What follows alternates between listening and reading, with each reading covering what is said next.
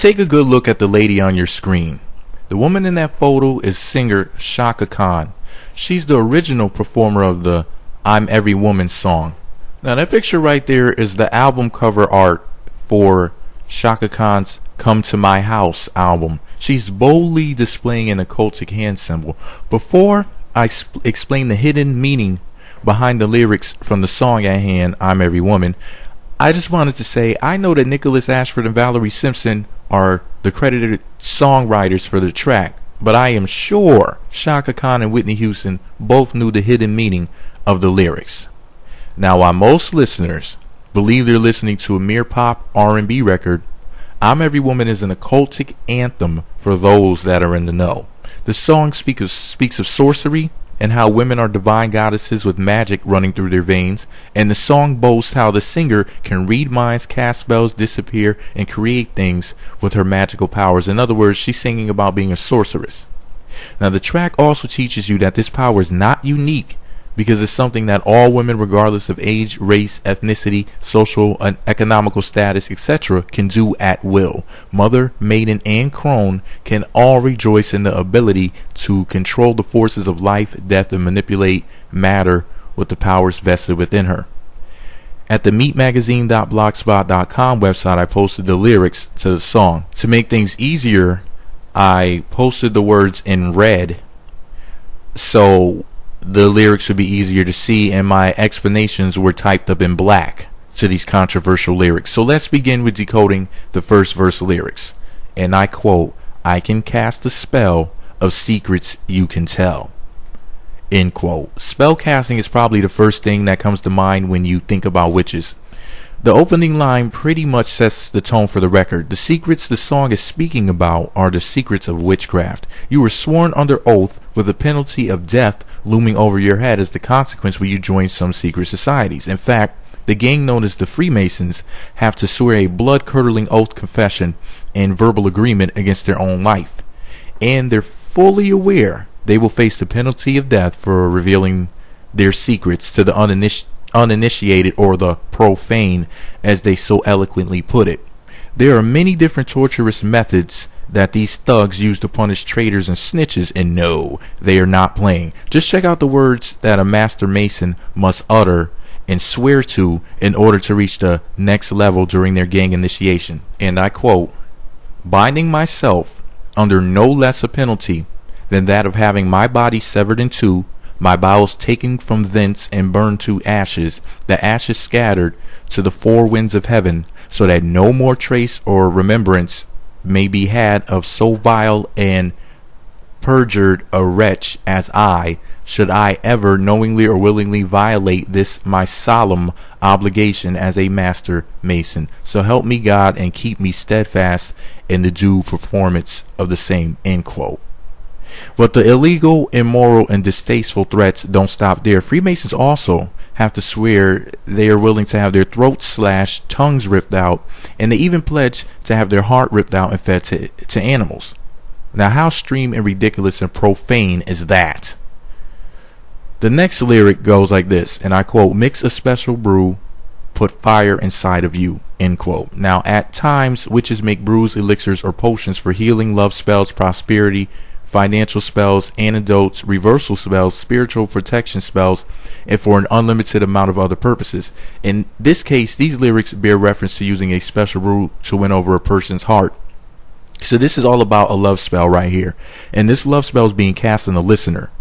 The fire this song is lighting inside of you is symbolic of a spiritual awakening, a rebirth, renewal, or new beginnings, and whether women realize it or not, these song lyrics are crafted for the purpose of igniting a fire in you that will make you embrace your inner witch. Fire is also symbolic of cleansing or preparing a person or object for new information and new energies.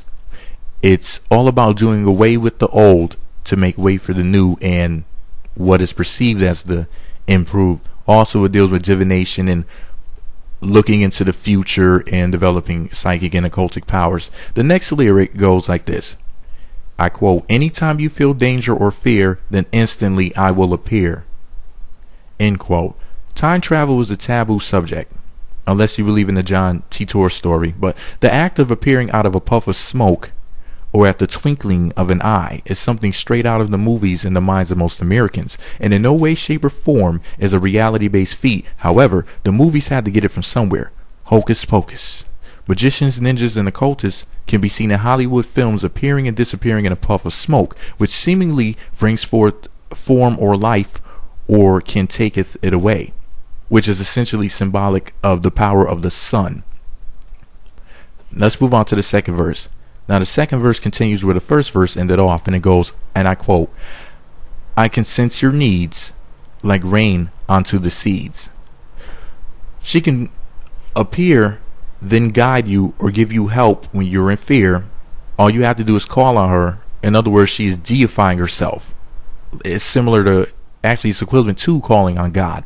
Now a psychic, a mystic, or an occultist will perform rituals to develop their ability to sense things, whether they're developing their ability to feel out a person or a particular situation, or to gain the ability of having psychic premonitions, etc. This important subject of just knowing things can be the difference between life or death, developing this intuition. In the occultic world, this ability is called clairsentience, the ability to know through feeling. And this song is telling you that she is a goddess that knows everything, or the all. The next quote goes like this: I can make a rhyme of confusion in your mind. This statement is a subliminal message and a confession in itself, because this whole song is a rhyme that has confused, manipulated people into believing they're listening to a mere song about women, feminism, and female empowerment. In reality, it's a script, a formula, a blueprint, and an introduction into the occult and sex magic. The Bible says there is power in the tongue. And in older movies and TV shows, actors portrayed characters who were so in tune with their occultic powers that they could open caves by merely uttering words such as abracadabra and hocus pocus. This line is very interesting because it's a blatant example of occultic powers being used for divisive needs. Now, using rhymes and words in general to harm, manipulate, and force your will on others is considered to be black magic in the occultic realm. So be careful when listening to music, including gospel music. Just because gospel is said to be God's spell or the good spell doesn't mean it always is. Spell casting via poetry and speeches to manipulate and control a person's mind is very common. Hypnotists, auctioneers, politicians, spoken word poets, and even preachers use verbal techniques straight out of a neuro-linguistic programming manual. And they use these means of implementing information to sway people their way all of the time. NLP is just one big mind game to these people. You've been warned. The song goes on to say, quote, and when it comes back to some good old-fashioned love, I've got it, I've got it, I've got it, baby, end quote. Most people understand what good old-fashioned love bears reference to. Sex, of course, but these lyrics are not merely talking about two people copulating the, quote, normal way. The song is talking about Tantra, and some practitioners of tantric sex magic, pause, let me say this, remember, didn't Sierra and Justin Timberlake both come out with songs or albums with sex magic in the title? Just something to think about. Didn't Aleister Crowley practice sex magic? Just something to think about. Now, some practitioners of tantric sex magic believe they can use sexuality to create reality. At the point of having an orgasm, the chi or pranic energy is said to be the life force behind manifestation. The same way you can bring a life forth via a woman's womb, many occultists believe you can make things materialize in a physical form or state by using prana while orgasming. Now, everything from money to the ability to heal an injured or sick person to casting a demon into fruition, or even creating a spiritual servant known as a golem in Kabbalah folklore. Now, the chorus and the hook, from every woman, informs women that they were, quote, born this way. In other words, a woman is a natural born witch. The song goes as follows in the chorus and hook: I'm every woman, it's all in me. Anything you want, baby, I'll do it naturally. All in me, she can do it naturally. What does that even mean? Well, it means that they can manifest or bring things into existence effortlessly, without constraint or struggle, without trying, as easy as breathing. It's just something that you can do. A woman's yoni or vagina is used to bring forth a creation of life, but every woman, according to this song, can do anything because she is a woman and has the ability to draw what is in her out of her. To sum it up in one word, she can el duco.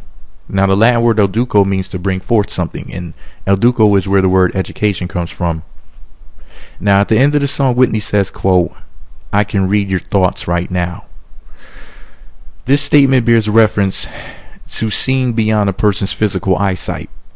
For example, remote viewing is the ability to see beyond where you are physically. You can literally be in one location and use your ajna or third eye to see an event take place elsewhere via the Akashic records or morphic resonance. Now, the Christians will know this one under the name the Book of Life. Essentially, the Akashic records is a recording of everything that has happened, is happening, and will happen. All of existence, including every single thought, because thoughts are made of energy. Thoughts are things. And since everything physical, mental, and metaphysical is said to be energy, and energy retains memory, and energy never dies, mind reading can be used against anyone at any time in history, whether they're here physically or not. In other words, everything that you are experiencing now has already technically happened, and experience itself is an afterthought, if that makes any sense. And some also believe that time doesn't exist at all, and it's a mere illusion. But anyway, mind reading for a true occultist can be achieved by tapping into the Akashic records while meditating, astrally traveling, or remotely viewing the information. Now, if you think I'm just making this up, the U.S. Army has spent millions of dollars of your tax-paying money on training remote viewers to see things beyond where they physically are. Some people believe our thoughts are visible above our heads, hence the thought bubbles in comic books and newspapers.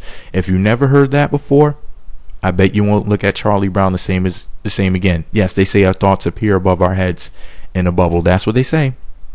And like they say, I hate to burst your bubble. Anyway, that's enough about the occult and magic for today. I will leave you with this parting thought. I probably should do a separate video and blog about this particular subject, and I probably will someday when I have the time. The hand symbol Chaka Khan is making in that picture is not just used in witchcraft. In the Japanese martial art known as ninjutsu, this mudra or hand posture is called zai, Z-A-I, and it's one of the 9 cuts or kujikiri in the art of ninjutsu. When ninjas make this hand symbol, they use it to control the elements of nature. In the world of high magic, it's used to control your own mind, focus, and manifest. It's a pyramid. Pyra. Pyra equals fire. Mid equals middle. The fire in the middle. The same symbol used for the solar chakra or Manipura, the lustrous gem. And the third chakra is all about taking action, self-power, and will. Or as Aleister Crowley would call it, thelema. Thelema is will. With all of that said, abrahadabra, the great work is finished, so mote it be. Let me know what you think about it all below, and be sure to subscribe to the Meat Magazine YouTube channel. Visit meatmagazine.blogspot.com. Meat Magazine, M-E-E-T, not M-E-A-T, you pervs. By the way, I typed most of this dialogue up, so if you needed to look up something, like there was a word that I said that you did not understand, that there's something that you didn't catch, or you're a researcher, you're just learning these things, visit the meatmagazine.blogspot.com website, and right underneath this Meat Magazine video, you'll find the link.